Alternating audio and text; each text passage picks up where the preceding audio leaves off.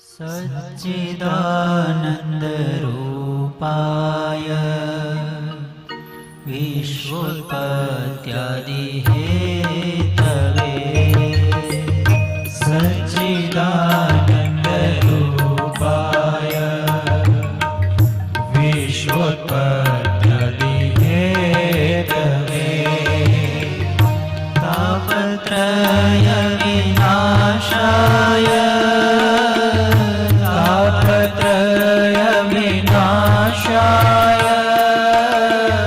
श्रीकृष्णाय वयं नमः श्रीकृष्णाय वयं नमः नमस्ये पुरुषं त्वाद्यम् ईश्वरं प्रकृते परम् नमस्ये पुरुषं त्वाद्यम् ईश्वरं प्रकृते परम् अलक्ष्यं सर्वभूतानाम् अलक्ष्यं सर्वभूतानाम्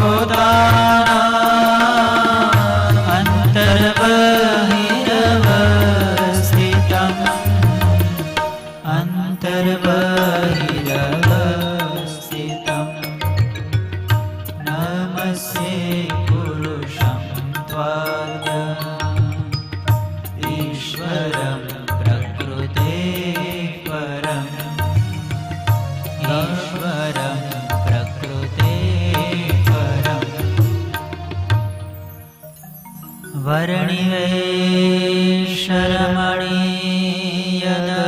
वर्णिवेशरमणीयदर्शनम्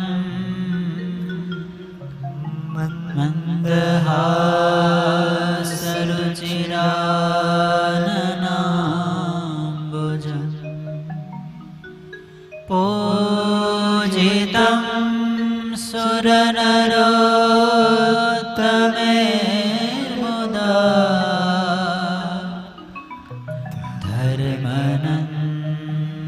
धर्मनन्दनमहं विचिन्तये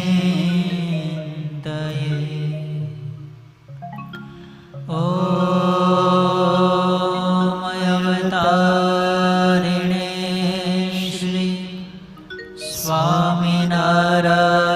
स्वामिनारायणाय नमो नमः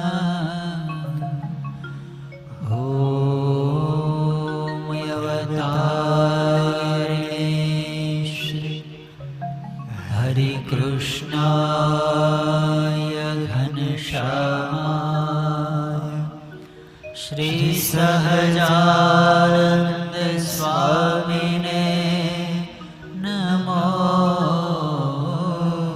नमः। बोलो स्वामीनारायण भगवान की जय। हरे कृष्ण महाराज की जय। लक्ष्मी नारायण देव की जय। नारायण मुनि देवनी जय। लाडूला श्री घनश्याम महाराज की जय। रामचंद्र भगवान की जय। कृष्ण कन्हैया लाल की जय। विघ्न विनायक देवनी जय। कष्ट भंजन देवनी जय। 500 परमहंस की जय।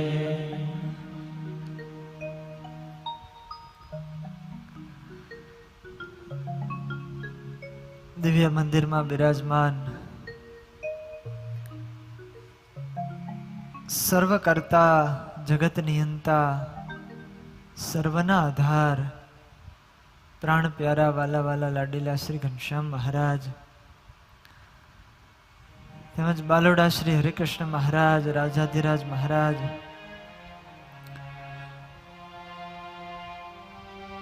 આ કથાનું જેમની પ્રેરણાથી આયોજન થયું છે સાધુ હૃદય પૂજ્યપાદ એવા ગુરુજી પૂજ્યપાદ હરિપ્રકાશ દાસજી સ્વામી પૂજ્યપાદ હરિનારાયણ દાસજી સ્વામી અધિક સર્વે બ્રહ્મનિષ્ઠ સંતો, પાર્ષદવર્ય ભગતજી આદિક સર્વે પાર્ષદો, તેમજ આ કથાનો જેમણે લાભ લીધો છે એવા તમામ યજમાનશ્રીઓ અને સર્વે ભાવિક શ્રોતાજનોને મારા ભાવથી જય સ્વામિનારાયણ. વાલા ભક્તજનો, શ્રીમદ ભાગવતની આ મધુર કથા આપણે સાંભળી રહ્યા છીએ. ખૂબ આપણને આનંદ આવે છે, જીવન જીવવાની શીખ મળે છે, સારા સારા પ્રસંગો, નવી નવી વાતો બધી આપણને જાણવા મળે છે. આ જીવનનો એક અલભ્ય લાભ છે જે પરમાત્માની અને મોટા પુરુષોની કૃપાથી આપણને પ્રાપ્ત થયો છે. વારે વારે આવો અવસર આવતો નથી, વારે વારે આવો લાભ પણ મળતો નથી. પરમાત્મા જ્યારે કૃપા કરે ત્યારે જ આ લાભ મળતો હોય છે. અને આજ તો આપણા આંગણે ગંગા આવી છે, ભાગવત રૂપી ગંગા વહેતી વહેતી છેક અહીંયા આવી. આપણે માત્ર એમાં સ્નાન કરી અને પવિત્ર થવાનું છે. આંગણે ગંગા આવી અને કોરા રહી જઈએ તો એમાં વાંક આપણો જ છે. માટે જેટલો બને એટલો કથાનો લાભ વાલા ભક્તજનો આપણે લઈએ, આ કથાને જીવનમાં ઉતારવાનો પ્રયત્ન કરી જીવનને સુધારીએ. શ્રીમદ ભાગવત મોક્ષ ગાથા એનો ચતુર્થ સ્કંદ, એની કથા આપણે સાંભળીએ છીએ. દક્ષ યજ્ઞની કથા ચાલે છે.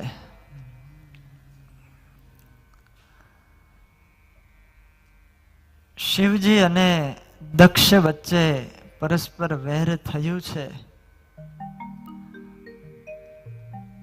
શિવજી તો શાંત ચિત્તે કૈલાસમાં નિવાસ કરે છે. ભોળાનાથના મનમાં કોઈ રાગ નથી, કોઈ દ્વેષ નથી, કોઈ આટે નથી કે કોઈ રીસ નથી. પરંતુ દક્ષને હજી દ્વેષ છે.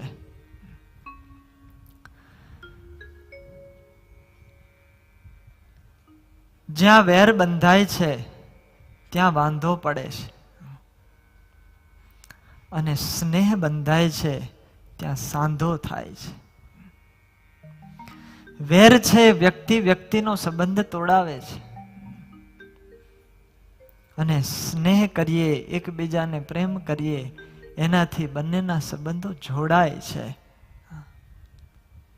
કે સ્નેહની અંદર તાકાત છે.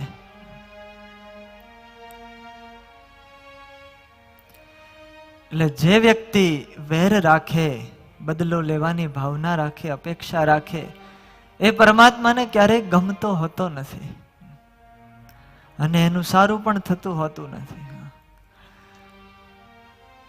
કોઈ બહુ સરસ કીધું કે મેં ભગવાનને પૂછ્યું કે હે ભગવાન, તમને સૌથી વધુમાં વધુ કઈ વ્યક્તિ ગમે છે? ભગવાનને કોઈ આવું પૂછ્યું કે તમને કોણ સૌથી વધારે ગમે?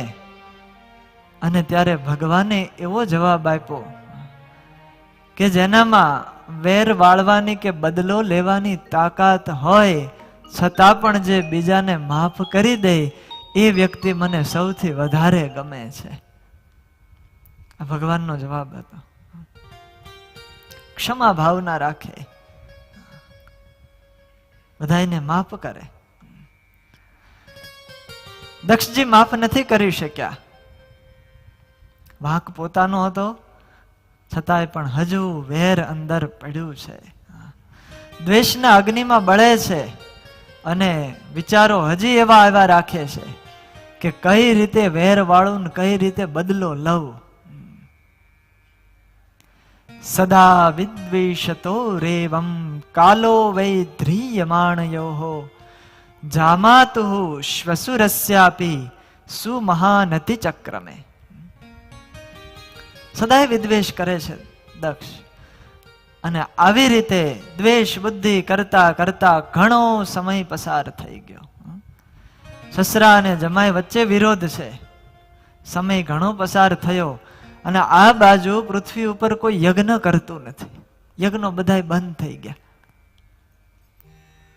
એનું કારણ યજ્ઞની અંદર બધાયનું સ્થાપન કરવામાં આવે. બધા જ દેવતાઓ એનું સ્થાપન હોય અને એ યજ્ઞની અંદર બધા દેવતાઓનું પૂજન થાય. હવે દક્ષે શિવજીને શાપ આપ્યો કે શિવજીનો ભાગ યજ્ઞમાં થી કાઢી નાખવાનો છે. યજ્ઞ કરનારાઓ વિચાર કરે શિવજીનો ભાગ જો આપણે કાઢી નાખશું અને એવો યજ્ઞ કરશું શિવજી વગરનો તો વારો આપણો પડશે. શિવજી કોપાયમાન થાય. એટલે દેવતાઓ બધા પછી મૂંઝાણા હતા.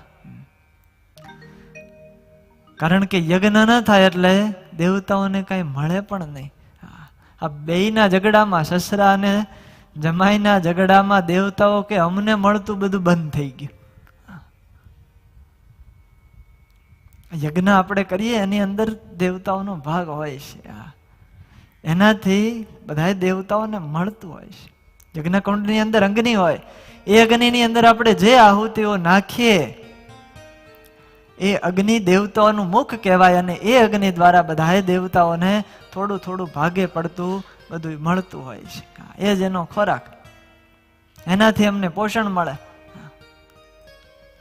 બધા એને યોગ્યતા પ્રમાણે ભાગ આપે અને એનાથી બધા દેવતાઓ રાજી થાય અને બધા દેવતાઓ રાજી થાય તો આપણું કામ થાય. આ એક રીત છે. પુરાતન યજ્ઞીય પરંપરા છે આપણી. બ્રહ્માજીએ સૌ પ્રથમ પ્રજાની ઉત્પત્તિ કરી ત્યારે યજ્ઞો આપ્યા કે તમે પૃથ્વી ઉપર જઈ અને યજ્ઞ કરજો. સહયજ્ઞા પ્રજા સૃષ્ટવા પુરોવાચ પ્રજાપતિ અનેન પ્રસવિષ્યધ્વમ મેષવોસ્ત્વિષ્ટ કામધુક. બ્રહ્માજીએ પ્રજાની ઉત્પત્તિ કરી, એમને નથી કરી. સહયજ્ઞ, યજ્ઞ સહિત પ્રજાઓ ઉત્પન્ન કરી. અને બધા લોકોને કીધું કે તમે યજ્ઞ કરજો. યજ્ઞ વડે તમે વૃદ્ધિ પામો અને આ યજ્ઞ વડે તમારી બધી જ ઈચ્છાઓ, બધી જ કામનાઓ પૂર્ણ થશે. અને યજ્ઞ કરીએ ત્યારે એની અંદર દેવતાઓને આહુતિઓ અપાતી હોય છે. ગીતાની અંદર ભગવાન શ્રી કૃષ્ણએ કીધું છે આ મનુષ્ય અને દેવતાઓ બંનેનો જે પરસ્પર સંયોગ છે એનું આખું આ ચક્ર છે ને એના દ્વારા આ સંસાર આખો ચાલતો હોય છે. ભગવાન શ્રી કૃષ્ણ લખે ગીતામાં, દેવાન ભાવયતાનેન તે દેવા ભાવયંતુ વહ પરસ્પરમ ભાવયંત શ્રેય પરમ વાપ્સ્યથ. બેયનું શ્રેય થાય, દેવતાઓનું અને મનુષ્યોનું. એવો માર્ગ ભગવાને આ યજ્ઞનો શોધી કાઢ્યો. દેવાન ભાવ્યતાનેન, આ યજ્ઞ વડે દેવતાઓનું પોષણ થાય. દેવતાઓનું પોષણ થાય, એ રાજી થાય એટલે પૃથ્વીવાસીઓ પર કૃપા કરે, વરસાદ વરસાવે. સૂર્ય છે તો એ આપણને પ્રકાશ આપે, વાયુદેવ પવન આપે, વરુણ દેવ છે જળના દેવતા. આ બધા અલગ અલગ તત્વોના અલગ અલગ દેવતાઓ છે. યજ્ઞો વડે દેવતાઓ રાજી થાય તો એનાથી મનુષ્ય લોકનું પણ સારું થાય છે. અને જેવી આહુતિ આપીએ એવા રાજી થાય. આહુતિ તમતાર ભરપૂર પ્રમાણમાં આપી દઈ તો દેવતાઓ વધારે રાજી થઈ જાય. એટલા માટે યજ્ઞની અંદર મિષ્ટાનની આહુતિ આપવામાં આવતી હોય. ઘીની આહુતિ એટલે આપે, એનાથી વધારે પોષણ મળે એટલે રાજી વધારે થાય. યજ્ઞ નારાયણ પ્રસન્ન થાય. અને દક્ષિણની અંદર જે યજ્ઞો થાય ને એ બહુ જોયા જેવા હોય. દક્ષિણમાં જે બધા યજ્ઞો કરે છે બ્રાહ્મણો અને પંડિતો, એ આખો જે યજ્ઞનો કુંડ હોય પૂર્ણાહુતિ સમયે ઉપર આમ આપણને નાનો એવો પર્વત હોય એવું દેખાય. એટલો બધો ઢગલો અંદર થઈ જાય, એટલી બધી આહુતિઓ આપે. યજ્ઞ નારાયણ સંતૃપ્ત થઈ જાય એનાથી રાજી થાય. અને જો આપણે યજ્ઞ ન કરીએ, પૃથ્વી ઉપર બધા યજ્ઞો બંધ થઈ જાય તો પરિણામ શું આવે દેવતાઓને પોષણ ન મળે, એટલે એ રોષે ભરાય અને રોષ ઠાલવે નીચે આપણા ઉપર, પૃથ્વી લોક ઉપર. વરસાદ ન વરસાવે, ક્યારેક વધારે પડતો વરસાઈ દે. વાયુદેવ છે તો આમ વહેતા હોય, પવન આવતો હોય, પણ કોપાયમાન થાય તો થોડીક સ્પીડ વધી જાય પવનની. હમણાં આવ્યું હતું ને, એવું થાય. કૃષ્ણ પરમાત્માની વાત છે. વસુદેવ અને બધા યજ્ઞો કરતા હતા દર વર્ષે, અને ભગવાન કૃષ્ણ એમ કે આ યજ્ઞ આપણે હવે કરવા નથી, બંધ કરી દો. ના પાડી દીધી યજ્ઞ કરવાની. અને યજ્ઞ બંધ કર્યા એટલે ઇન્દ્ર મહારાજા કોપાયમાન થયા. પછી શું થયું? આખા વજ્રમાં બ્રજની અંદર વરસાદ વરસાયો. 7 દિવસ સુધી અનરાધાર મુશળધાર વરસાદ વરસાયો. કોપાયમાન થયા. યજ્ઞથી રાજી થાય. મનુષ્યને દેવતાઓને જોડતો આ સેતુ યજ્ઞ છે. આપણે એનું પોષણ કરીએ, આપણું પોષણ કરે, આ સંગતિકરણ છે. સંસારને વ્યવસ્થિત રાખવા માટે યજ્ઞ બહુ જરૂરી છે અને ભગવાનનું સ્વરૂપ છે. આપણે પહેલા જ દિવસે કથા સાંભળી, યજ્ઞ નારાયણનું પ્રાગટ્ય થયું. આ નારાયણનું સ્વરૂપ છે યજ્ઞ. આપણે રોજ સવારે શ્રાવણ માસની અંદર અત્યારે ભક્ત ચિંતામણી યાગ થાય છે. મોટા પુરુષની કૃપાથી આપણને આ બહુ મોટો દિવ્ય લાભ મળે છે. વાલા ભક્તજનો, એ લાભ બધા લેજો. બહુ બહુ ફાયદાઓ થાય છે યજ્ઞથી. આપણને એમ થાય કે આંખમાં ધુમાડો જાય, એ બધા ફાયદાઓ છે. યજ્ઞનો ધુમાડો આંખમાં જાય તો આંખની જે ગરમી છે બધી નીકળી જાય, આંખના રોગ ન થાય. પહેલાના જમાનામાં ક્યાં ચશ્મા હતા, આ બધા હવે આવી ગયા નંબર. કારણ આ બધું બંધ થઈ ગયું, એટલે ગરમી વધતી જાય, બેલેન્સ ખોરવાઈ જાય. રોજ યજ્ઞ કરવા. અને ગ્રહસ્થને તો પંચ યજ્ઞનું શાસ્ત્રમાં વિધાન છે, રોજ 5 યજ્ઞો કરવા જોઈએ. ભૂત યજ્ઞ, દેવ યજ્ઞ, આ બધા યજ્ઞો પંચમ સ્કંદની અંદર વિસ્તારથી એની કથા આપણે સાંભળશું. પણ આ જે યજ્ઞ છે સંસારનું આધાર બિંદુ છે, નાભિ કેન્દ્ર છે. અયમ યજ્ઞો વિશ્વસ્ય ભુવનસ્ય નાભિ. અને એના દ્વારા આખી જે ઇકોસિસ્ટમ છે સંતુલનમાં ચાલે છે. વાતાવરણ પવિત્ર બને. અને જે આહુતિઓ આપણે આપીએ છીએ એ કઈ એમનેમ જાતી નથી, વેડફાઈ જાતી નથી.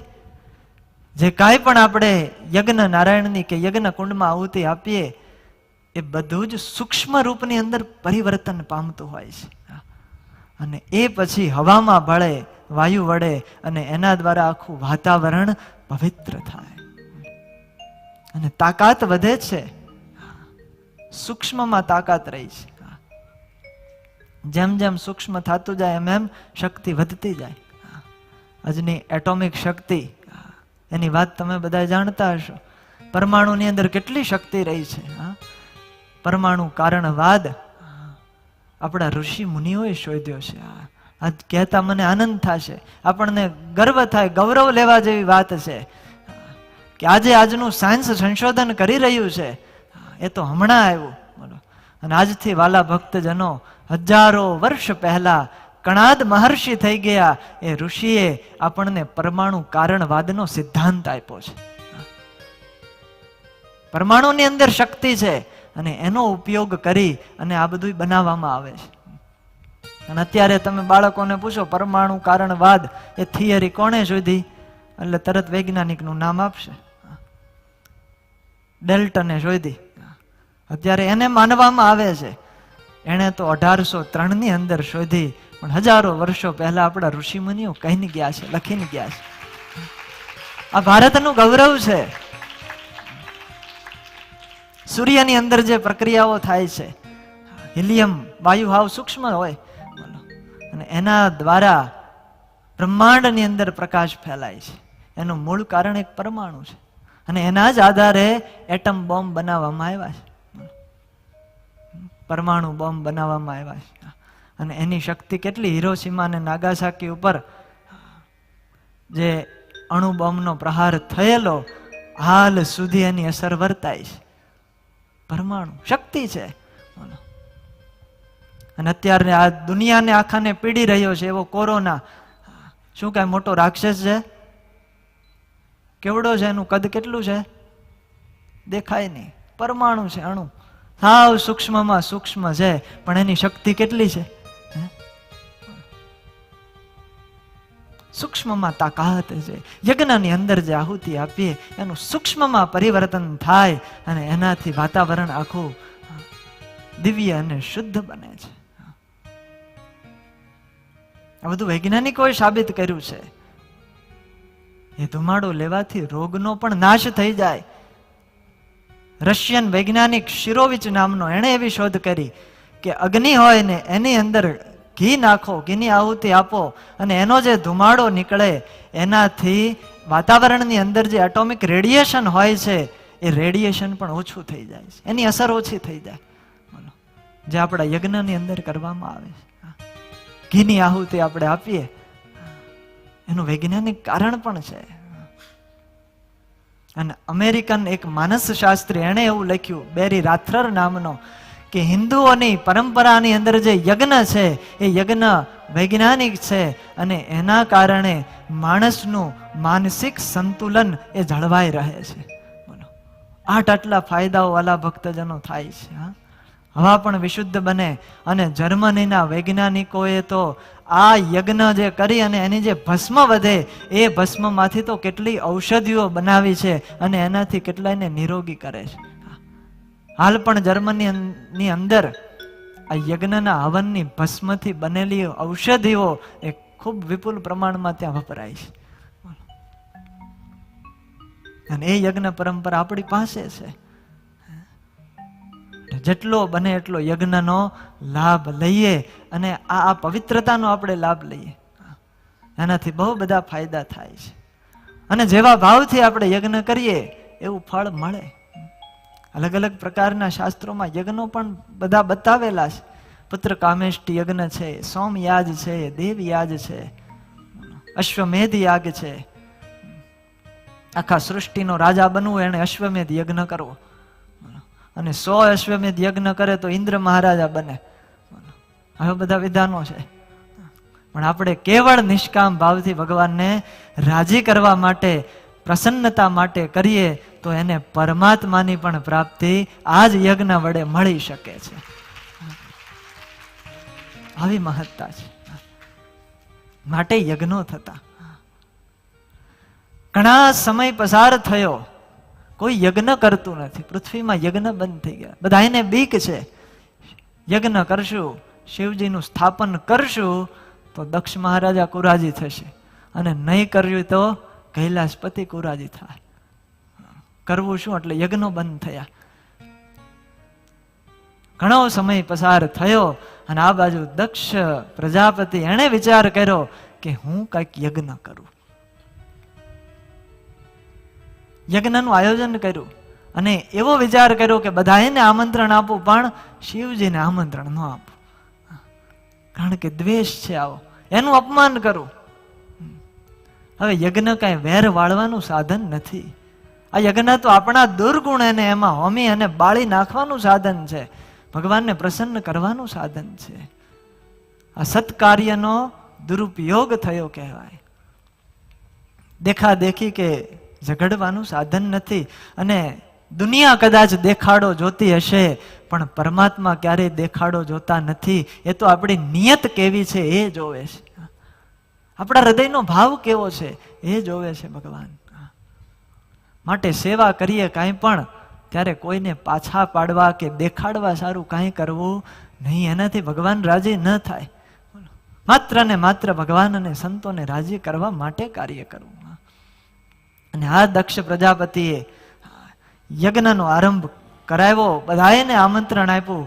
ગંગા નદીના કિનારે હરિદ્વાર પાસે કનખલની અંદર મોટા એક દિવ્ય સત્રનું આયોજન કર્યું છે. ઈષ્ટ્વા સવાજપેયેન બ્રહ્મનિષ્ઠાનિ ભૂય ચ ઈષ્ટ્વા સવાજપેયેન બ્રહ્મનિષ્ઠાનિ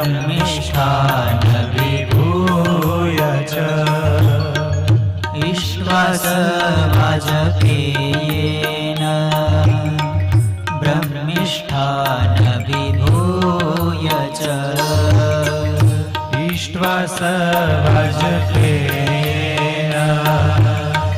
ब्रह्मनिष्ठानविभूय च बृहस्पति सवं नाम बृहस्पति सवं नाम बृहस्पति सवं नाम बृहस्पति सवं नाम समारे मित्रतोत्तमम् समारे मित्रतोत्तमम् इष्ट्वा सवाजपेयेन ब्रह्मिष्ठानविभूय च इष्ट्वा सवजतेन ब्रह्मनिष्ठानविभूय च ગંગાના કિનારે હરિદ્વાર પાસે કનખલમાં બૃહસ્પતિ સવ નામના એક મહાન યજ્ઞનું દક્ષ પ્રજાપતિ આયોજન કર્યું. બ્રહ્મર્ષિઓ, દેવર્ષિઓ, પિતૃગણો, દેવતાઓ બધાને એમાં આમંત્રણ આપ્યું અને બધાએ આવવા માટે તૈયાર પણ થયા. બ્રાહ્મણો પણ ત્યાં પધાર્યા છે. હવે એ વિચાર કરતા હતા અત્યાર સુધી કેટલો સમય પસાર થયો, યજ્ઞો થયા નથી, કાંઈ દક્ષિણા મળી નથી, અને આ દક્ષ પ્રજાપતિએ સરસ આયોજન કર્યું અને એ પણ ગયા ત્યાં યજ્ઞની તૈયારીઓ કરવા લાગ્યા અને ધૂમધામથી યજ્ઞની બધી શરૂઆતો થવા લાગી છે.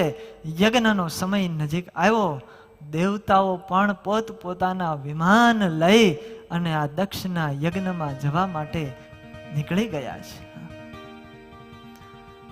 દેવતાઓ સ્વર્ગની અંદર રહેતા અને એ સ્વર્ગમાંથી હરિદ્વાર પાસે આવવા માટે જ્યાં નીકળ્યા, પણ જાણી બુજી અને આ બધા દેવતાઓ પોતપોતાના વિમાનો કૈલાસ પર્વત પરથી પસાર કરતા, ત્યાંથી ઉડાડ્યા વિમાનો.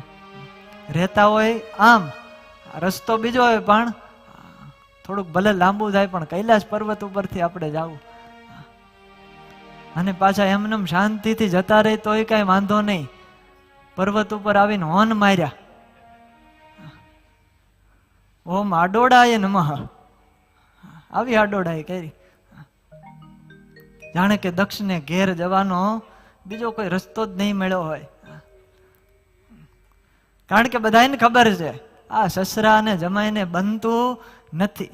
જરા જોતા તો જાય જમાઈરાજ શું કરે છે કૈલાસ પર્વત ઉપર. ઘણાની વૃત્તિ આવી હોય, બે જણા લડતા હોય, એમાં ત્રીજાને આનંદ આવતો, એ જોઈને બેઠો બેઠો રાજી થાય.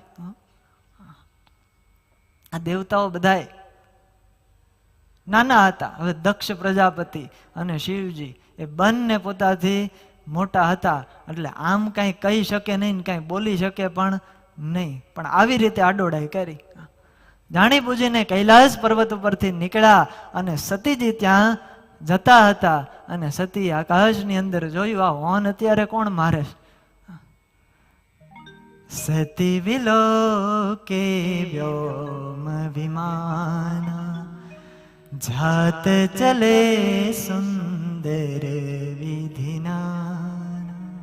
આકાશની અંદર જોયું, કેટલાય વિમાનો એને જોયા અને જોઈને આશ્ચર્ય થયું કે આટલા બધા વિમાનો ક્યાં જતા હશે.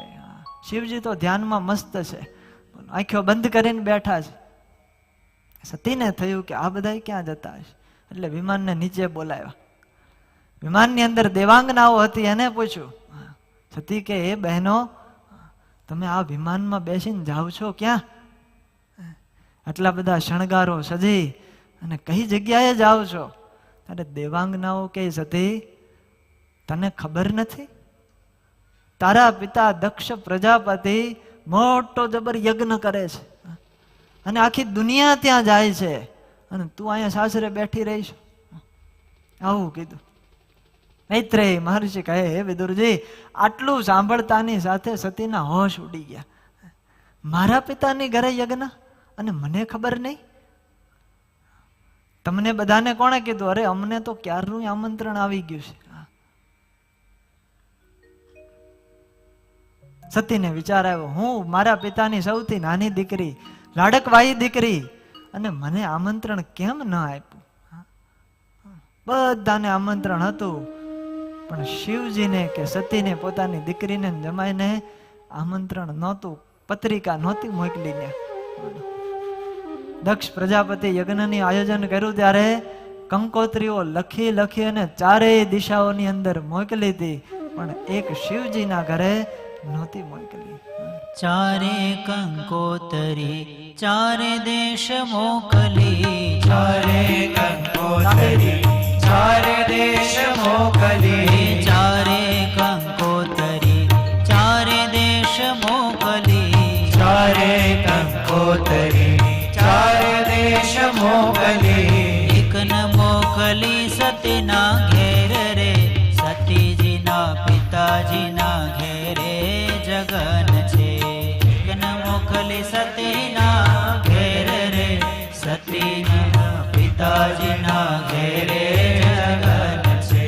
ચારે કંકોતરી ચારે દેશ મોકલી, ચારે કંકોતરી ચારે દેશ મોકલી.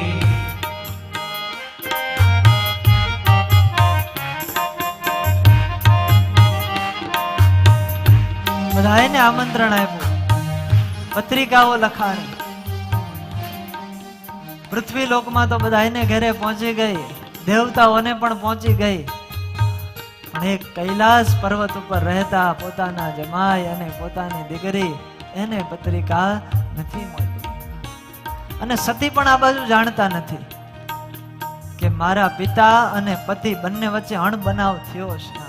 કેમ કે શિવજી તો આવીને સીધા ધ્યાનમાં બેહી ગયા હતા, એને કઈ સતીને વાત પણ નહોતી કરી. સતીને થયું આમંત્રણ મળ્યું નથી, પત્રિકા આવી નથી, તો જવું કઈ રીતે? ભોળાનાથ એને વિનંતી કરીએ, કારણ કે આમંત્રણ વગર તો એ જશે નહીં, માટે કંઈક ઉપાય કરું. એમ વિચારી અને આ બાજુ સતી ધીરે ધીરે આવ્યા છે. ભોળાનાથ બિરાજમાન છે. સતીએ વિચાર કર્યો, એકવાર ચરણ દબાવીને જોઈ જવું ખરું, ક્યાંક મેળ પડી જાય તો આપણું કામ થઈ જાય. કૈલાસ પતિ પાસે આવી અને ચરણ દબાવવાનું શરૂ કર્યું. ભગવાન શંકર કહે, દેવી आज क्या बात है? आज तो बहुत सेवा हो रही है. अरे सत्य के कुछ नहीं महाराज, पति की सेवा करना हम पतिव्रताओं का धर्म है, इसलिए सेवा तो करनी चाहिए. शिव जी के देवी लेकिन आज कुछ ज्यादा ही धर्म का पालन कर रही हो ऐसा लगता है. धर्म કંઈક વધારે પડતો હોય એવું લાગે છે. શિવજીને ખબર પડી ગઈ કંઈક આમાં ડાળમાં કાળું લાગે છે. आप निसंकोच होकर बताइए क्या बात है. पतिम भूत पतिम देवम औत्सुक्याद अव्यभाषतः. અને પોતાના પતિની આવી ઔત્સુકતા જાણી અને સતીએ પછી કીધું છે, પ્રજાપતેસ્તે સ્વશુરસ્ય સાંપ્રતમ નિર્યાપિતો યજ્ઞ મહોત્સવઃ કિલઃ વયમ ચ તત્રાભિસરામ વામતે યદ્યર્થિતામી વિબુધા વ્રજંતી. હે દેવ, હે પતિદેવ, આ મારા પતિ દક્ષ પ્રજાપતિ, મારા પિતા દક્ષ પ્રજાપતિ બહુ મોટો યજ્ઞ કરે છે, મોટો મહોત્સવ કરે છે, તો આપણે પણ ત્યાં સાથે જઈએ. આ બધા દેવતાઓ પણ વિમાન લઈ લઈને ત્યાં જાય છે. અત્યારે ત્યાં બહુ મોટો યજ્ઞ છે, બહુ મોટો ઉત્સવ છે, અને એ યજ્ઞની અંદર મારી બધી બહેનો પણ આવી હશે, એને હું મળીશ. મારી માતા હશે, માને મળવાનો મને અવસર પ્રાપ્ત થશે, અને માસીઓને મળવાની ઘણા દિવસથી ઈચ્છા છે પણ કોઈને મળાણું નથી, માટે આ યજ્ઞની અંદર જઈ અને બધાને મળવું છે. આ સ્ત્રીઓને આટલો મોહ હોય છે. નીતિ એવું કહે 3 વાતનો મોહ હોય છે. એક સોનાનો, બીજો પિયર જવાનો, અને ત્રીજું લખ્યું નથી, પણ એવી વાતો સાંભળી છે તિજોરીની ચાવીનો મોહ હોય છે.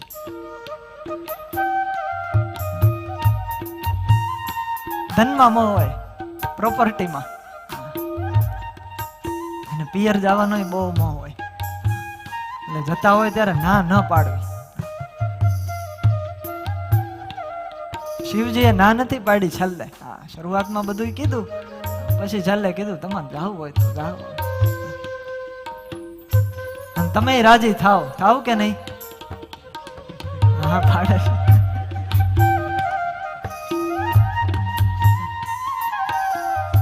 કારણ કે આખો દી ભેગા રહીને ઘણા સમયથી ભેગા રહ્યા હોય એટલે આમ કંટાળી ગયા હોય અંદરથી, બહાર ભલે ન કહો. એક જણાએ પૂછ્યું કે તારા નવા નવા લગ્ન થયા, તાર પત્નીનું નામ તો કે? તો કે ઈ કે ગૂગલ. આવું તે કઈ નામ હોતા હશે? એક પ્રશ્ન પૂછી અને 10 જવાબ આપે, એટલે નામ ઈ પાડી દીધું. એની દશા શું થતી હશે વિચાર કરો.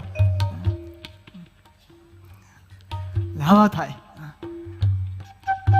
ધનનો મોહ હોય.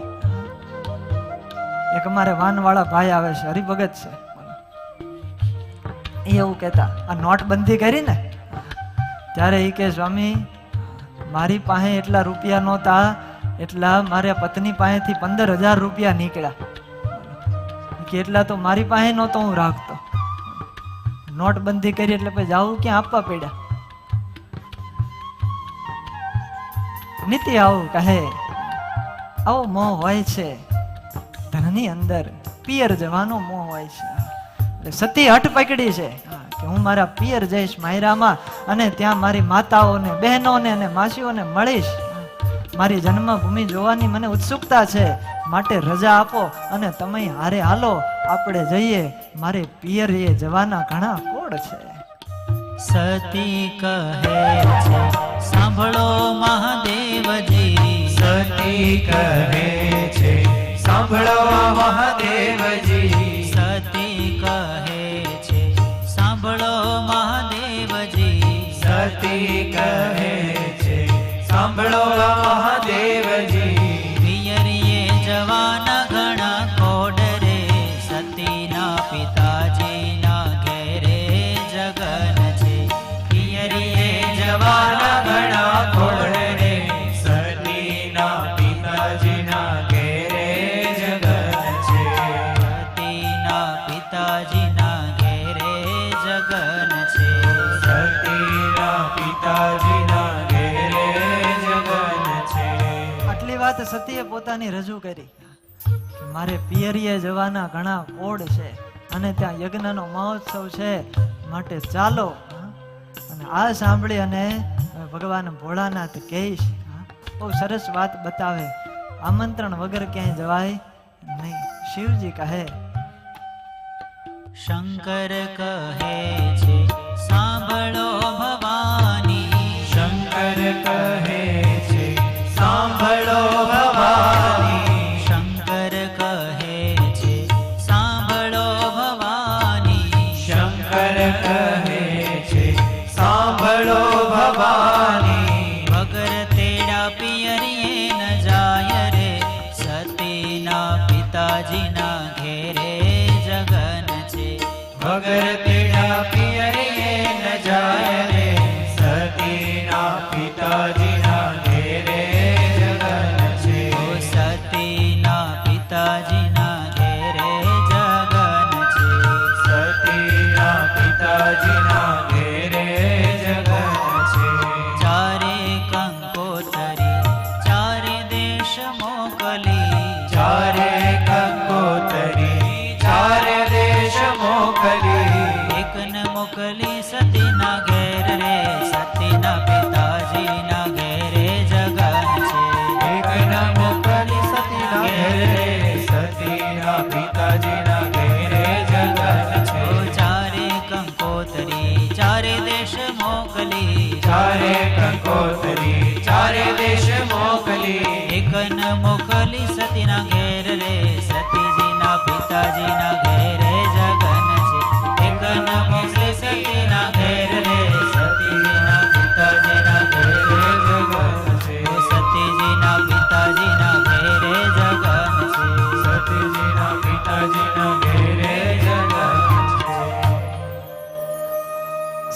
સતીજીના પિતાજીના ઘરે જગન છે અને એમને જ આમંત્રણ આવ્યું નથી.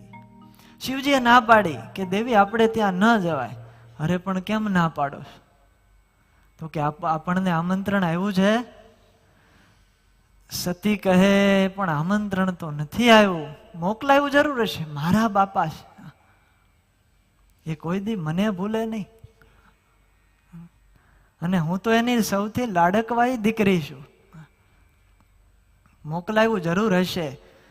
અને સાંભળો, ક્યારેક ક્યારેક ટપાલીથી ભૂલ થઈ જતી હોય, ટપાલી ભૂલી ગયો હશે, નથી થતું, સમય વહી જાય પછી પત્રિકા આવે, પ્રસંગ પૂરો થઈ જાય પછી પત્રિકાઓ આવતી હોય. સતી કે ટપાલી કદાચ ભૂલી ગયો હશે, અને ગમે એમ હોય પણ આ તો યજ્ઞ છે, ધર્મનું કાર્ય છે, અને એમાં આપણે કઈ આમંત્રણ એની અપેક્ષા ન રખાય. એમાં આમંત્રણ ન હોય તોય ચાલે. ધર્મ કાર્યની અંદર પાછું વગર આમંત્રણે જવું,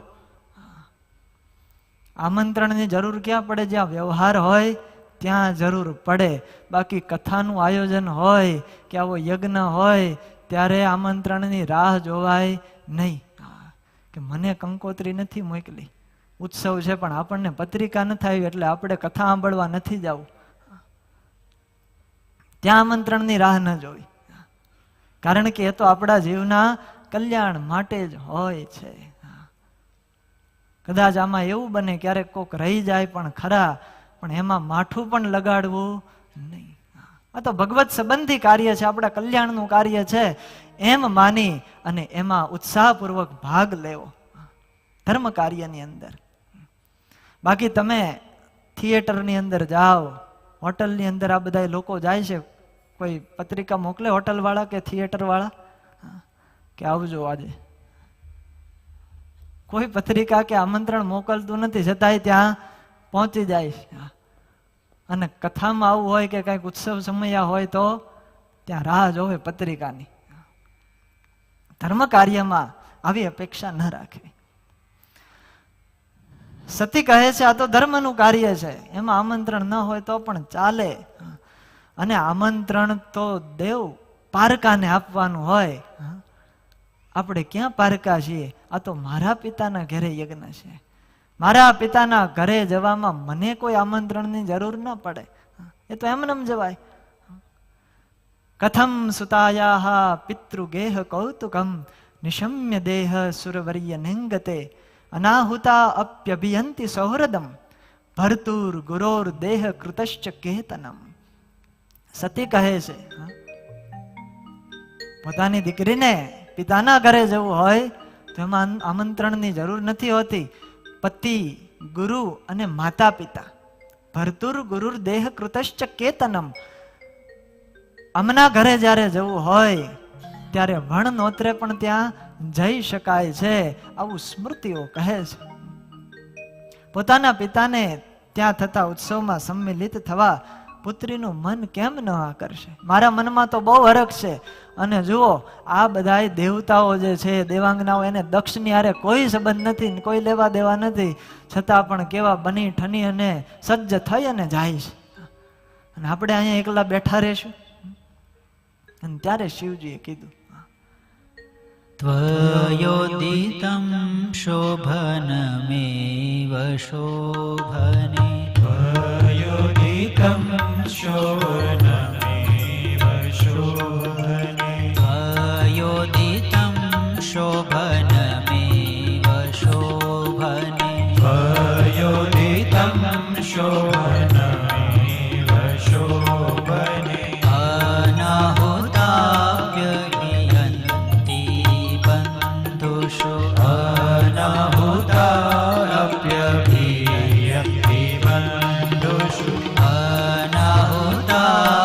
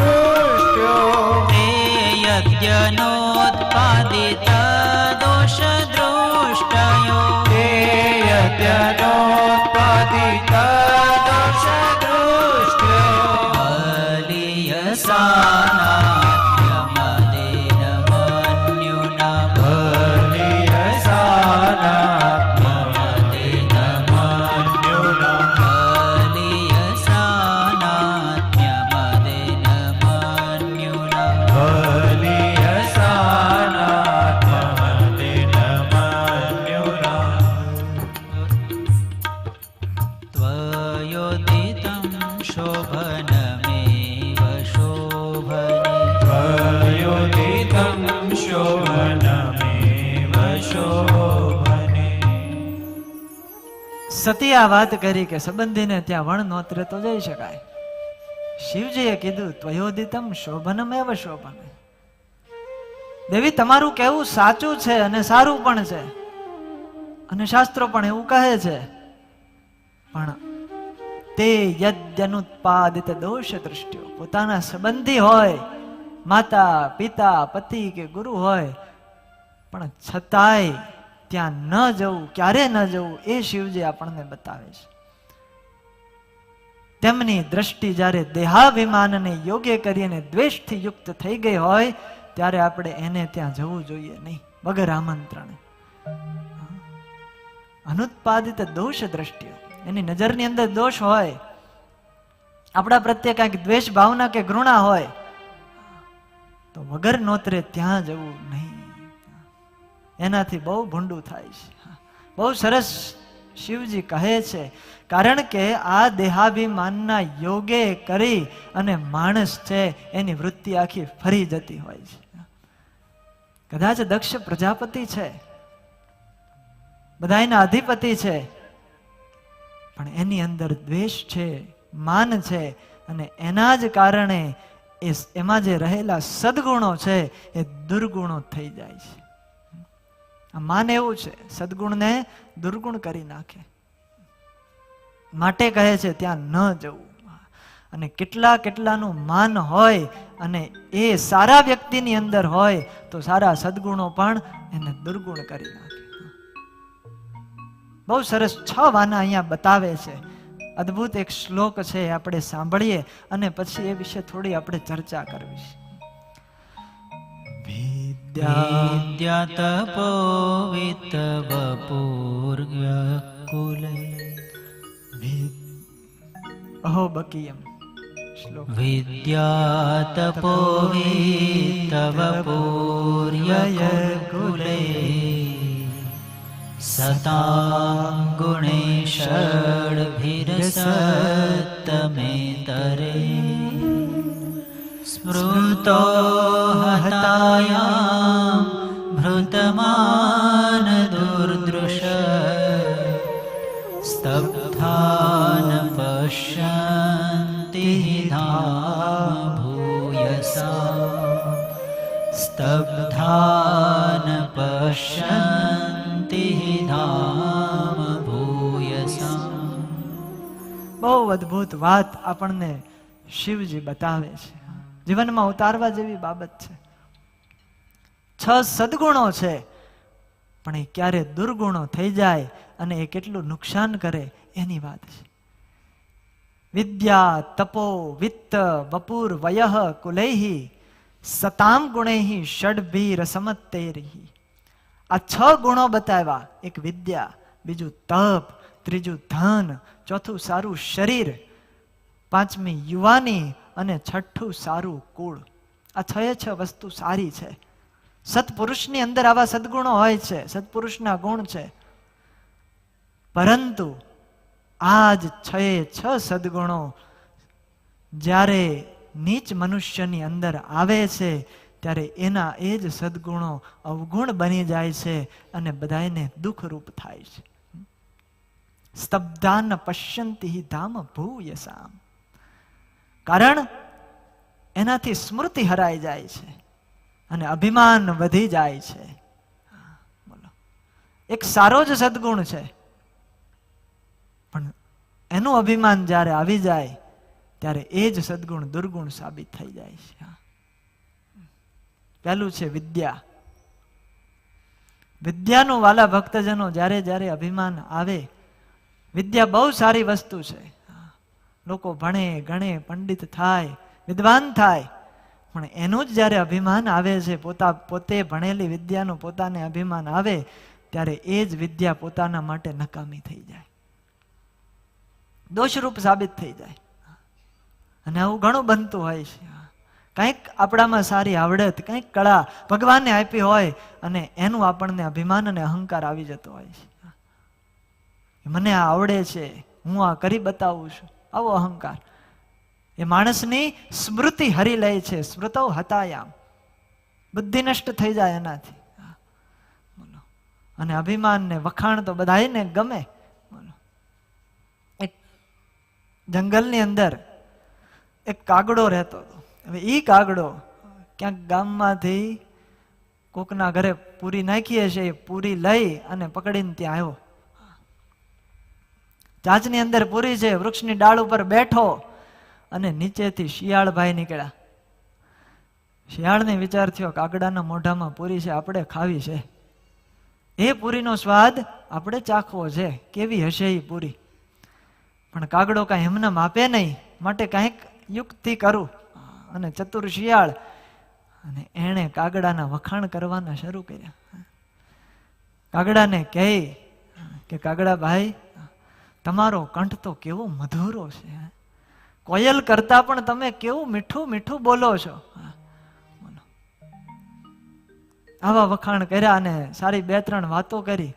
કાગડો મનમાં હરખાવા લાગ્યો કે આપણી વાણીના તો બધાય અવગુણો ગાતા હોય, શિયાળભાઈ એક મેળા ગુણ ગાવા વાળા, આણે આપણા વખાણ કર્યા, કાંઈક હશે ખરા આપણામાં. અને આવું અભિમાન આવ્યું.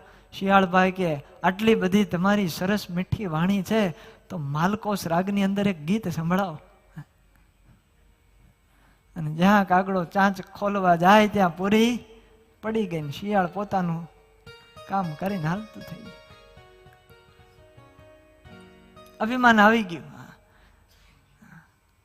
કે મને આવડતું હશે, હો ભલે ગમે એવું હોય, પણ એ અભિમાન આવ્યું એટલે લાભ હતો એ જતો રહ્યો. બોલો. ખાવા મળ્યું નહીં, પૂરી હતી એ ગઈ. ઘણી વાર વાલા ભક્તજનો આવું બને. શુક્રાચાર્ય હતા, કેવી વિદ્યા અને કેવા વિદ્વાન પુરુષ થયા. એ શુક્રાચાર્યજીએ સંજીવની વિદ્યાનું સંશોધન કરેલું. કોઈ મળદું પડ્યું હોય અને સંજીવની વિદ્યાનો પ્રયોગ કરે તો એ મળદું બેઠું થઈ જાય. આવા પોતે વિદ્વાન પુરુષ. પણ એ વિદ્યા હતી, એનો ઉપયોગ ક્યાં કર્યો? દાનવોની માટે કર્યો, દૈત્યો માટે કર્યો, અને એનાથી કેટલાયનો સંહાર થયો. બોલો. એ વિદ્યાના પ્રભાવે કોઈ દૈત્યોને મારી શકતું નહોતું, અને આખી પૃથ્વી ઉપર હાહાકાર મચી ગયો. વિદ્યાનો દુરુપયોગ થયો. એટલે ક્યારેય પણ કળાનું કે વિદ્યાનું ક્યારેય અભિમાન કરવું નહીં, એનાથી આપણને નુકસાન થતું હોય છે. આ ઘણી વાર આ બધા ભણી ગણીને એન્જિનિયરો થાય, ડોક્ટરો થાય એટલે થોડાક અભિમાનમાં આવી જાય કે અમે ભણ્યા, અમને બધું આવડે, આવું બધું થતું હોય. પણ ઘણી વાર કોઈ અભણ વ્યક્તિ હોય એ પણ આગળ નીકળી જતો હોય છે. એની પાસે પણ બુદ્ધિ સારી એવી હોય છે, આવડત પણ હોય છે. એટલે ક્યારેય કોઈ વાતનું અભિમાન ન કરવું. એક ગામની અંદર થોડા ઘણા એન્જિનિયરો આવ્યા, 4-5. એ એન્જિનિયરો બધા ભેગા થઈ અને પાઇપલાઇનનું કંઈક કામ કરતા હતા. કલાક, 2 કલાક, 3 કલાક, 4 કલાક સમય પસાર થયો, અને આ બાજુ એન્જિનિયરો કંઈક આમ ગડમથલ કરતા હતા, કંઈક ઉકેલ મળતો નહોતો વાતનો. અને બધા અલગ અલગ પ્રકારના પ્રયોગ કરે, કઈ તથ્ય મળે નહીં, કઈ ઉકેલ ન આવે. એ સમયમાં એક ઘેટા બકરા ચારતો ભરવાડ ત્યાં આવેલો. એ આ બધું જોવે કે આવડા કયું ના કંઈક મહેનત કરતા લાગે છે, હું જરાક જઈ અને એને કંઈક મદદ કરું થતી હોય તો. એટલે એ આવ્યો અને બધાને પૂછ્યું કે લા ભાઈ શું કરો છો? તો આવા દેની, તારું અહીંયા કામ નથી. આવું કહી દે તરત, કારણ કે અટંટ હોય, અભિમાન હોય. તમને આ બધું ખબર ન પડે તો કે વાત તો કરો, શું કરો છો? અને પછી એક જણાએ કીધું કે આ પાઇપલાઇન નાખી છે, નાખતા નખાઈ ગઈ, પણ એની અંદર વાયર પસાર કરવાનો હતો, એ રહી ગયો છે. હવે એ જાતો નથી. હવે પાઇપ કાંઈ કશે વાકી ચૂકી અને વાયર પસાર થાય નહીં. 4 કલાકથી મથતા હતા પણ થતું નહોતું. અને ઓલો ભરવાડ કે એમાં હું ઘડીકમાં કરી દઉં. અરે પણ અમે એટલા સમયથી મથીએ છીએ, એટલું બધું ભણ્યા છીએ, તો એ થતું નથી ને તું એક અભણ શું કરી દેવાનું? તો કે હું કરી દઉં હમણાં. અને ગયો. પછી નાનકડું એવું કુંદરડું પકડતો આવ્યો. તો કે ક્યાં છે તમારો તાર, લાવો. અને ઉંદરડીની પૂંછડીએ તાર બાંધી દીધો અને એક થપાટ મારીને ઉંદરડી ભાગી, સામે કાંઠે પહોંચી ગઈ, તાર છોડી લીધો, ઉંદરને વેતી કરી દીધી. થઈ ગયું કામ તરત. ઓલા 4 કલાકથી મથતા હતા પણ થતું નહોતું. એટલે ઘણી વાર જે બુદ્ધિશાળી નથી કરી શકતા એ અભણ કરી શકે. માટે ગર્વ કોઈ વાતનો રાખવો નહીં કે મને કંઈક આવડે છે. વિદ્યા છે, કળા છે, એ ભગવાને આપી હોય આપણને. બધાની પાસે અલગ અલગ કંઈક ખૂબીઓ હોય છે, કળાઓ હોય છે, પણ એનું અભિમાન કરવું નહીં. આ બધી વિદ્યા છે. આ સંગીતકારો બધા વગાડે, એક કળા જ છે ને. કેવું સરસ મજાનું સંગીત વગાડે છે, પણ એનું નિર્માની પણ અહીંયા કેટલું છે એ આપણને દેખાય.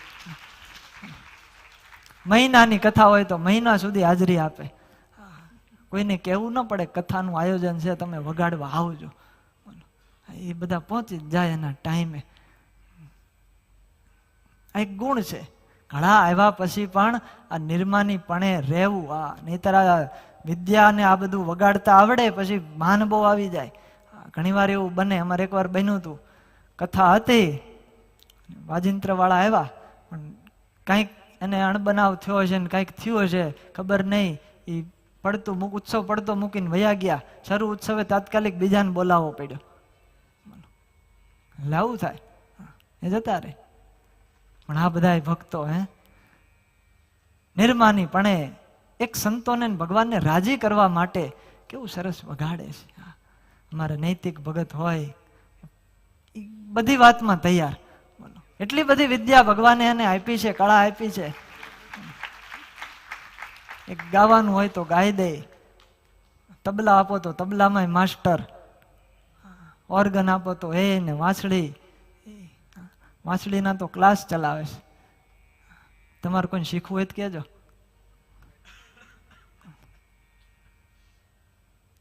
ભગવાન અને સંતોને રાજી કરવા માટે આ બધી જ કળાનો ઉપયોગ કરે છે. અમિત ભગત તબલા વગાડે, બહુ સરસ વગાડે. અત્યારે તેને પાછું ચાંદ્રાયણ હાલે છે, અને છતાંય ઋષિ ચાંદ્રાયણ. બોલો, આજ પાછો એમનો જન્મ દિવસ છે એટલે તાળીઓથી વધાવો એમને.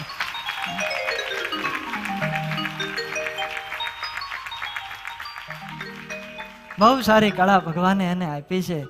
પણ એક વાત, અમે બે હારે શીખતા તબલા, પાઠ લેતા સાહેબ પાસે. એકવાર સરે અમને કીધું, અમિત ભગતને, એ કે તને તબલા બહુ સારા આવડે છે ને સારું વગાડજો, તું બહાર આય, હું તને પ્રોગ્રામ અપાવું. એટલે એનાથી પૈસા મળે અને બહાર પણ બધા પ્રોગ્રામોમાં એ જઈ શકે, વગાડી શકે. અને ત્યારે એ એવું બોલ્યા, એ કે આ મને જે કળા ભગવાને આપી છે એ મારે ભગવાનને સંતોને રાજી કરવા માટે વાપરવી છે, મારે જગતને રાજી નથી કરવાનું. પ્રોગ્રામ મળતા હતા સામેથી, છતાં પણ ન ગયા એમાં. આ નકર બહુ કઠણ છે. સારી કળા આવડત આવી જાય પછી આવી સમજણ રહેવી બહુ અઘરું છે. માટે શિવજી કહે છે, આ વિદ્યા તપો વિત્ત વપુર વયઃ કુલૈહિ. બધા એક એક ગુણો છે એ દોષરૂપ બની જાય ક્યારે? એનું અભિમાન આવે ત્યારે. વિદ્યા સારી વસ્તુ છે પણ અભિમાન આવે તો એની જ વિદ્યા દોષ બની જાય. તપ હોય, તપથી એનો કેટલો બધો પ્રભાવ, પણ એનું એ જ તપ, એનો ગર્વ આવે, અભિમાન આવે ત્યારે પોતાને નુકસાનકારક સાબિત થાય. આ મહા મોટા રાક્ષસો આપણે એની કથાઓ સાંભળીએ છીએ. રાવણ હોય કે હિરણ્યકશિપુ હોય, એ બધા એમને બળિયા નહોતા થયા, તપે કરી અને બળિયા થયા હતા. હજારો વર્ષ સુધી સાધનાઓ કરી, તપ કર્યું, અને ત્યારે એમાં એવી શક્તિઓ આવી હતી. પણ એનો જ ઉપયોગ એણે દુર્માર્ગે કર્યો. ભસ્માસુર, એક મોટો એવો અસુર, શિવજી ઉપર તપ કર્યું અને વર્ષોની સાધના પછી ભગવાન પ્રસન્ન થયા. શિવજીએ કીધું, માગ, હું તારા ઉપર રાજી થયો. અને આ ભસ્માસુરે એવું માગ્યું કે હું કોઈ રીતે મરું નહીં અને બીજાને મારી શકું એવા આશીર્વાદ આપો. એવું માગ્યું, હું જેના માથા ઉપર હાથ મૂકું એ બળીને ભસ્મ થઈ જાય. તપ કર્યું તું એ સારા માટે જ હતું, પણ બીજાનું અહિત થાય એના માટે એણે ઉપયોગ કર્યો. આવું વરદાન માગ્યું અને શિવજી તો આશુતોષ વરદાન આપી દીધું. અને આ બાજુ પછી એ તપના પ્રભાવે જેના માથે હાથ મૂકે બધાય બળીને ભસ્મ થવા લાગે. કેટલાય લોકોને આવી રીતે મારી નાખ્યા. અને પછી એને એવો વિચાર આવ્યો કે શિવજી ઉપર જ આ પ્રયોગ અજમાવો. બોલો, પોતાને જેણે વરદાન આપ્યું છે એના ઉપર જ પ્રયોગ અજમાવવા માટે તૈયાર થયો. આ દુરુપયોગ કર્યો તપનો. અને શિવજીની પાસે આવ્યો અને ત્યારે પરમાત્માએ મોહિની સ્વરૂપ ધારણ કરી અને નૃત્ય કર્યું. અને નૃત્ય કર્યું અને આ એમાં લોભાયો અને ભગવાનની સાથે નૃત્ય કરવા લાગ્યો. ભગવાને પોતાના માથા ઉપર હાથ મૂકે એવી રીતની કંઈક એક્શન કરી અને આ ભસ્માસુરે એવી એક્શન કરી, એનો ને એનો હાથ પોતાના મસ્તક ઉપર પડ્યો અને ત્યાં બળીને ભસ્મ થઈ ગયો. તપનો ગર્વ પણ નાશ કરે છે. માટે ગર્વ ન કરો. ધનનો ગર્વ હોય, રૂપિયા આવી જાય, સંપત્તિ આવી જાય એટલે એનું અભિમાન આવે. આપણે કોઈની જરૂર નહીં એવું થઈ જાય. પછી આપણી પાસે બધું છે, સત્તા છે, સંપત્તિ છે, હવે આપણે કોઈની જરૂર નથી. આવો ગર્વ માણસ કરવા લાગતો હોય પણ એનો ક્યારેય ગર્વ કરવો નહીં. ભાઈ આ દુનિયા છે, અહીંયા તો દરેકની જરૂર પડે છે. જ્યારે માણસ મરે ને, જીવતા તો બધાની જરૂર પડે, પણ જ્યારે મૃત્યુ થાય ત્યારે નનામી ઉપાડવા માટે 4 જણાની જરૂર પડે છે. માટે એવું અભિમાન ન રાખવું કે આપણે કોઈની જરૂર નહીં. અને ધન જ્યારે વૃદ્ધિ પામે ત્યારે એનો દેખાડો થાય, દેખાડો કરે બીજાને. ગુણાતીતાનંદ સ્વામી વાતોમાં વાત લખી, લલ્લુ બોદર કરીને એક હતો, ખૂબ એની પાસે પૈસો. લલ્લુ બાદર. એક જણો અત્તર વેચવા વાળો નીકળ્યો. હે સયાજી રાવ પાસેથી આવેલો સયાજી રાવ સરકાર, ગાયકવાડ સરકાર વડોદરાના, એને અત્તરની શીશી નહોતી ખરીદી. આવું મોંઘું અત્તર એ કોઈ ન ખરીદે. અને કોણ ખરીદે તો કે આ લલ્લુ બાદર છે એ ખરીદશે, એની પાસે જા. એટલે આ અત્તરની શીશી વેચવા વાળો ત્યાં આવ્યો. હવે એ વખતે આ સ્નાન કરતો હતો અને આવી અને કીધું કે આ અત્તરની શીશી છે તો કે કેટલામાં? 300 રૂપિયાની. એ જમાનામાં કોઈએ નથી લીધી, સયાજીરાવ સરકારે ના પાડી દીધી. એટલે તારી પાસે આવ્યો છું. તો કે એમ કોઈએ નથી લીધી? તો કે લાય. 300 રૂપિયા ગણી દીધા અને અત્તરની શીશી લઈ લીધી, નાતો તો માથે ઢોળી નાખી. અભિમાન થઈ ગયું, ગર્વ થઈ ગયો. સયાજીરાવ સરકાર જે ન ખરીદી શકે એ લલ્લુ બાદર ખરીદી શકે. આવું અભિમાન આવ્યું અને પછી આમ કરતા કરતા ધન નષ્ટ થઈ ગયું. લલ્લુભાઈ ના અલ્લુભાઈ થઈ ગયા. આવી રીતે ઉડાવ કરે પછી રહે નહીં. માણસની વૃત્તિ ફેરવી નાખે. ઇન્દ્ર મહારાજા પાસે આખું સ્વર્ગનું રાજ્ય, કેટલી બધી અઢળક સંપત્તિ, અને એનો ગર્વ આવ્યો. હાથીની સવારી ઉપર જાતા હતા અને સામે દુર્વાસા ઋષિ નીકળ્યા, છતાંય સામે ઝૂકી શક્યા નહીં. દુર્વાસા ઋષિને થયું કે આ ઇન્દ્ર અધિપતિ છે, લે અને આ ભગવાનની માળા આપું. એટલે ઋષિ આમ માળાનો ઘા કર્યો. હાથી ઉપર મસ્તક ઉપર, હાથીના મસ્તક ઉપર એ માળા પડી, પણ ઇન્દ્ર મહારાજાએ હાથમાં લીધી નહીં.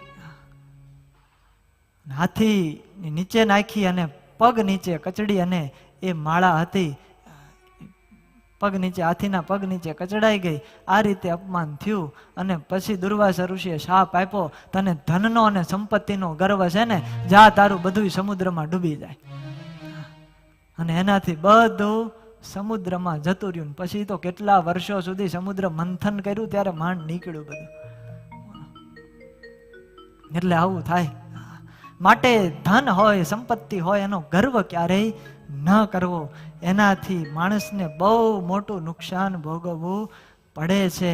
કારણ કે કોઈએ કીધું છે કે આખી જિંદગી તમે ધન ધન ધન આવું કર્યા રાખો, આખી જિંદગી સુધી ધનનું રટન કર્યા રાખો, પણ અંતે જ્યારે મરો ત્યારે વાહે શું લખાય? નિધન એવું લખાય.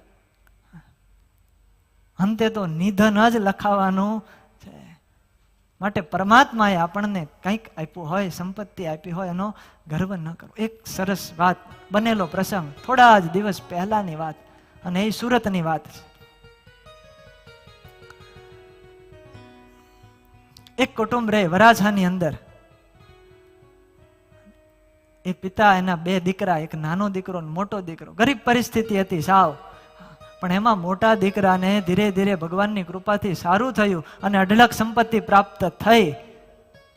અને એ સંપત્તિમાં એને ગર્વ આવી ગયો, બહુ અભિમાન આવ્યું. જોજો, આ બનેલો પ્રસંગ હજી હમણાંનો જ છે. ખૂબ એ કમાયો, આગળ વધ્યો અને એનું અભિમાન આવ્યું. વાત એવી બની, નાના દીકરો હજી છે, એને ધંધામાં થોડું સેટ નથી, એનું વ્યવિશાળ થયું, સંબંધ થયા, અને થોડા દિવસ પછી જ એના ચાંદલા, એની વિધિ છે. અને આ બાજુ ચાંદલાની વિધિ જે હોય એની માટે ખરીદી કરવાની હોય. એટલે ખરીદી કરવા માટે મોટા ભાઈને આ નાના ભાઈએ કીધું કે સંબંધ થવાનો છે, માટે ખરીદી કરવાની છે, માટે એમાં પૈસા તમે આપો. જેટલા કયો એટલા પૈસાની અમે ખરીદી કરશું ને એ પ્રમાણે જ અમે લેશું. એટલે કીધું, ભાઈ ક્યાંથી ખરીદી કરવાની છે? મોટા ભાઈએ પૂછ્યું. તો કે આપણે ઘોડદોડ રોડ ઉપરથી ખરીદી કરવા જવું છે, ત્યાં બધી વસ્તુ સારી મળતી હશે. એટલે આ મોટા ભાઈએ કીધું, ઘોડદોડ રોડ ઉપરથી ખરીદી નથી કરવાની, ખરીદી કરવી હોય તો વરાછામાંથી જ કરવાની. આવું એણે કીધું. અરે પણ તમારે, અમે જ્યાંથી સામાન લાવીએ ત્યાંથી પૈસા તો એટલા જ આપવાના છે. તમે ખાલી પૈસા આપો, અમે સારો સામાન બીજેથી લઈ આવશું ઘોડદોડ રોડ ઉપરથી. અને ઓલો 1નો 2 નો થાય કે તારી ભાભીની ખરીદી આ વરાછા રોડ ઉપરથી જ કરી હતી, માટે આમની અહીંથી જ કરવાની છે. આવી વાત બની અને બહુ સમજાવ્યો, બહુ કીધું, પણ છતાંય માયનો નહીં. ધનનો ને સંપત્તિનો ગર્વ છે. મારે રૂપિયા આપવાના છે, હું કહું એમ જ થવું પડે. ગમે એમ કરો, સંબંધ તૂટવો હોય તો તૂટી જાય, પણ ખરીદી બીજેથી નહીં થાય. અને વાત ઉડતી ઉડતી સાસરા પક્ષની અંદર પહોંચી કે આવી રીતની બધી વાત થાય છે ત્યાં. અને વચ્ચે વાળા એને વાત કરી કે તમે જેની હારે સંબંધ જોડ્યો છે એ બધા આવી વાત કરે છે. એ ભાઈ અહીંયા આવીને મોટા ભાઈને મનાવે છે કે તમે પૈસા આપી દો, ખરીદી અમારે જ્યાંથી કરવી હોય ત્યાંથી કરીએ. નહીં, ખરીદી તો વરાછામાંથી જ થાય, ઘોડદોડ રોડ ઉપરથી નહીં થાય. આના મનની અંદર ધનના ઘોડા દોડવા લાગ્યા હતા. મારું ધન છે, મારી સંપત્તિ છે, હું કહું એમ જ થવું જોઈએ. અરે પણ આ લોકો સંબંધ તોડી નાખશે. તો કે સંબંધ તૂટવો હોય તો તૂટી જાય, પણ ખરીદી બીજેથી નહીં થાય. આવો ગર્વ એને, આવું અભિમાન. અને પછી હજી શું થયું એના સમાચાર આવ્યા નથી, કારણ કે થોડા દિવસ પહેલાની વાત છે. માણસ બીજું બધું જાતું કરી શકે, પોતાનો અહંકાર, પોતાનો ગર્વ એ છોડી શકતો નથી.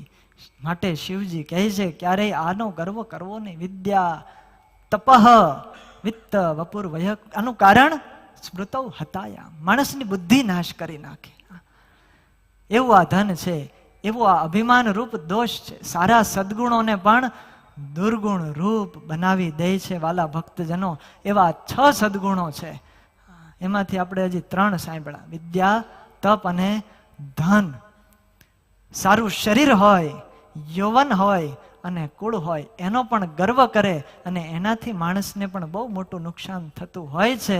પણ એ બધી વાત વાલા ભક્તજનો આપણે આવતીકાલે સાંભળશું. કથાને વિરામ આપીએ. સ્વામિનારાયણ ભગવાનની